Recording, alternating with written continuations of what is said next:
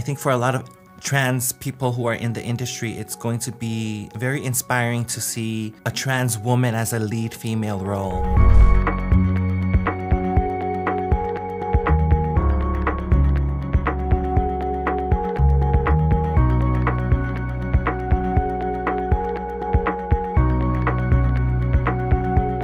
You know, as a young fa'afafine, there's no point in my life where I was, you know, discovering my identity as a fa'afafine. It's more so of a coming of age and experiencing a lot of different things that made me realize who I was. Thankfully, I grew up in a country that respects me, respects the fa'afafine community and fa'atama identity, and allows us to pursue whatever we choose to do in life and nurtures us in a way that we are confident in our own skin. Something to drink?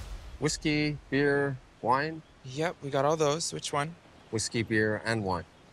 I think one of the biggest obstacles was trying to choose between having to transition, or as we see in the movie, Kaimana goes through a part of her life where she has to choose between hormones or not so that she can perform better, and that's very accurate to my own experience, and that was probably the biggest obstacle that I had to face.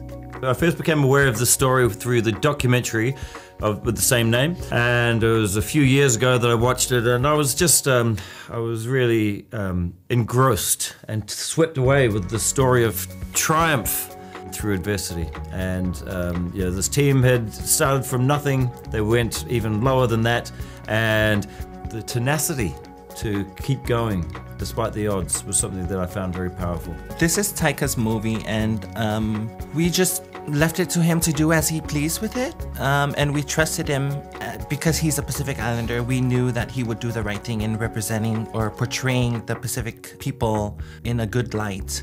As a filmmaker, you're a sort of god, and you can change reality at will.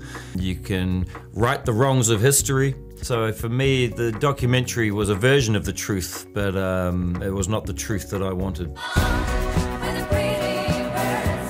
Thankfully, he took the liberty of giving Jaiyah a much bigger role than I had in the documentary. I was one of many different stories in the doc, but Kaimana playing Jaiyah was the lead female act in this movie, and I think that speaks volumes to the priorities of this film. I mean, this is her debut, but she's also a trans woman, so I think for a lot of trans people who are in the industry, it's going to be very inspiring to see a trans woman as a lead female role, and I thought that there was a nice touch that Taika and the writers did for the film. A lot of it was about showcasing and bringing to light the fa'afafine culture in the islands. You know, you've got people who just got over the idea that anything was wrong and just accepted that this is how people want to live, and then got on with, you know, living life and got on with the real things that needed to be dealt with. And I think the world can learn a lot from that. And Jaiyah has gone on to become an ambassador and spokesperson for equality in FIFA, and is really flying that flag really well, and and bringing light to the topic. There has been a lot of progress in the maybe 10 years, but I feel like the conservative movement has really shifted the narrative to empower a lot of sports organizations to step back and not be so inclusive anymore. And I think that has been very detrimental to the LGBTQI+ and SOGI athletes in their pursuit of expressing themselves openly in the sports area.